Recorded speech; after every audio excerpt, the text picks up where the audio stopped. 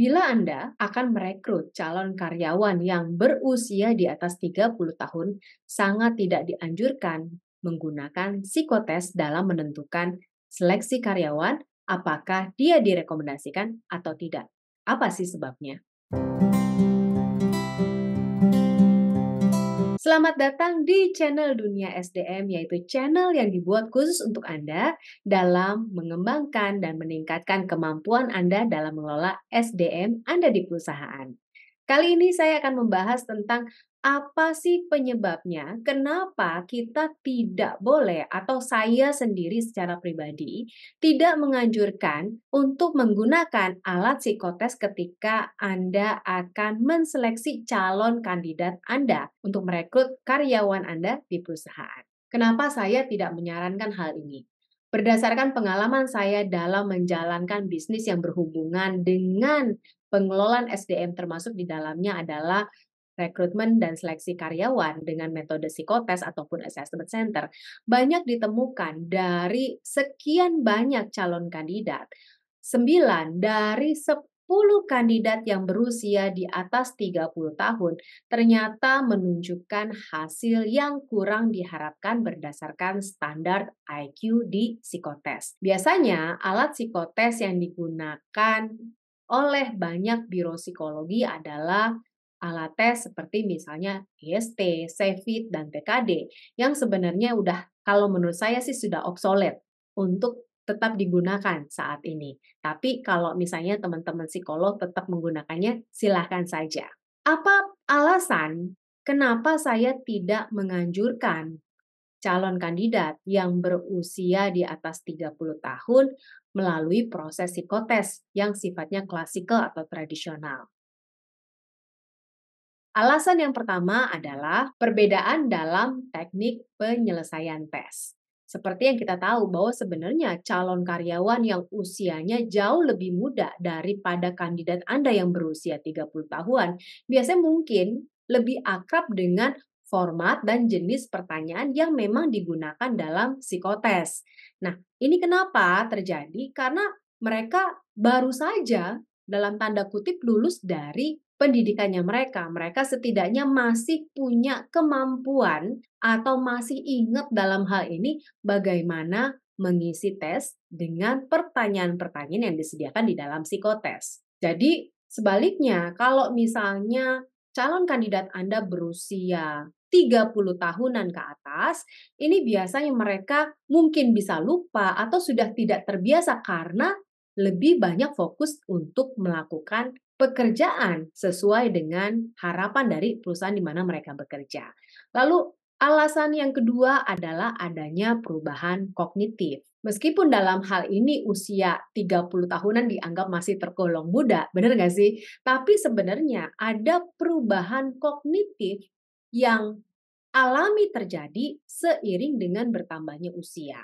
Dan ini juga akan mempengaruhi atau sangat bisa mempengaruhi aspek-aspek tertentu yang diukur di dalam psikotes. Misalnya kecepatan memproses informasi, atau misalnya juga kemampuan multitasking, atau misalnya kemampuan umum yang biasanya ini seringkali mengalami kegagalan ketika seorang kandidat melalui proses psikotes. Lalu alasan yang ketiga adalah tekanan dan ekspektasi.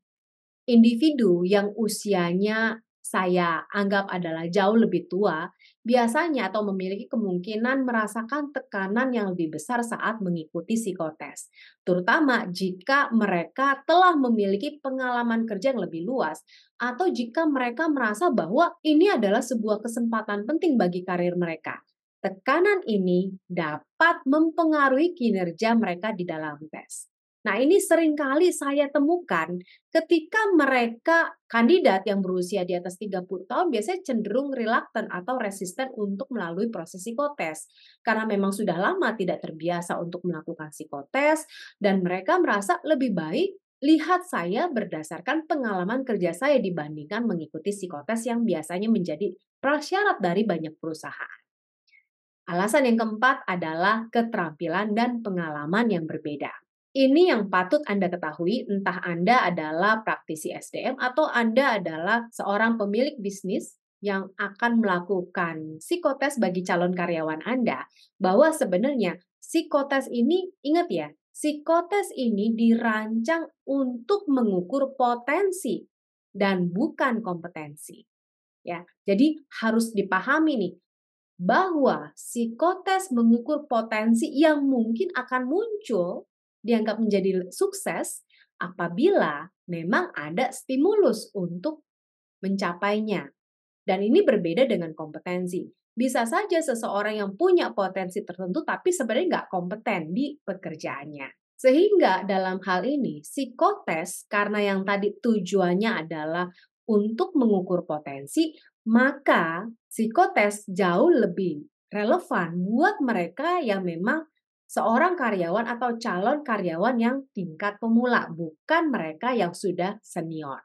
Calon karyawan yang lebih tua mungkin bisa jadi mereka punya satu keterampilan dan pengalaman yang berbeda yang sesungguhnya tidak sepenuhnya diukur di dalam format psikotes standar atau yang sifatnya klasikal. Lalu alasan yang kelima adalah perubahan prioritas dan minat. Ini yang perlu kita ketahui bersama bahwa seiring bertambahnya usia, prioritas dan minat seseorang seringkali berubah, termasuk juga karena dipengaruhi oleh pengalaman yang mereka lalui. Hal ini pada akhirnya dapat mempengaruhi motivasi mereka untuk mengikuti psikotes dan tipe pekerjaan yang mereka lamar, yang mungkin tidak selalu sejalan dengan apa yang diukur dalam psikotes. Jadi lebih baik Anda kembali mempertimbangkan hal ini, apakah perlu nggak sih saya menggunakan psikotes untuk merekrut calon kandidat. Lalu alasan yang terakhir adalah adanya bias dalam desain tes.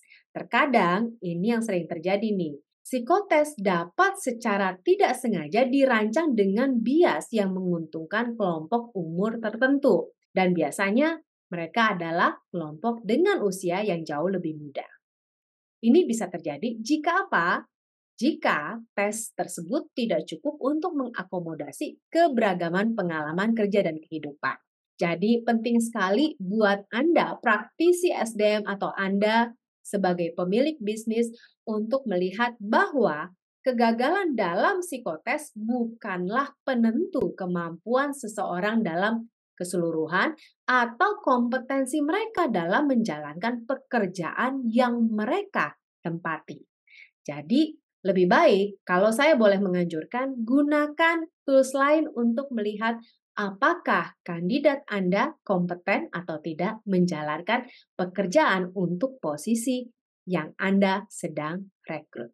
Jadi saran saya yang lain adalah ketika Anda mau merekrut calon karyawan buat perusahaan Anda, pastikan juga tidak hanya berbicara psikotes, tapi perhatikan faktor yang lain seperti misalnya pengalaman, keterampilan khusus yang mereka miliki, dan kecocokan dengan budaya perusahaan Anda. Dan ini menurut saya adalah hal yang sangat penting dalam proses rekrutmen.